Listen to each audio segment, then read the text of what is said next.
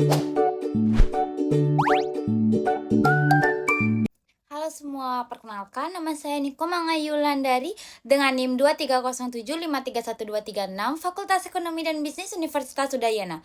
Jadi pada kesempatan kali ini saya akan membahas mengenai Big Data yang dimana sebuah istilah yang semakin sering kita dengar di era globalisasi seperti ini.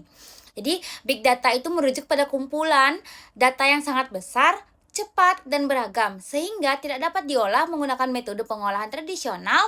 Data tersebut itu berasal dari media sosial, transaksi online, sensor perangkat, hingga aktivitas sehari-hari pengguna internet.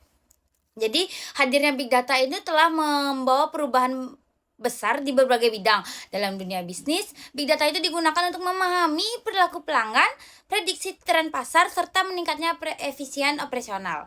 Di bidang kesehatan, Big Data itu membantu dokter menganalisis riwayat pasien dan memprediksi potensi penyakit lebih awal.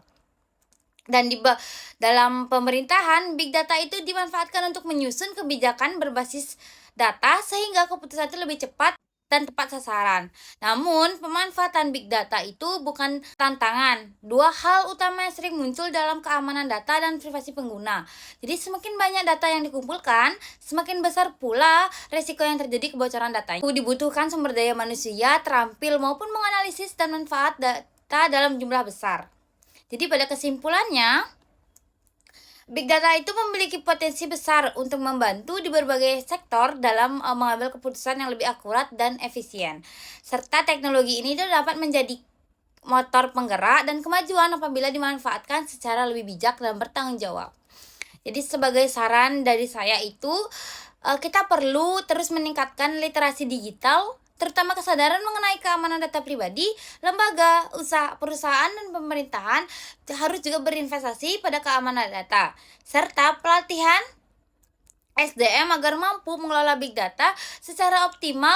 Dengan demikian, memanfaatkan Big Data itu dapat merasakan secara maksimal tanpa mengorbankan privasi pengguna. Jadi sekian materi yang dapat saya jelaskan. Sekian atas perhatiannya. Maaf jika ada salah kata. Sekian dan terima kasih.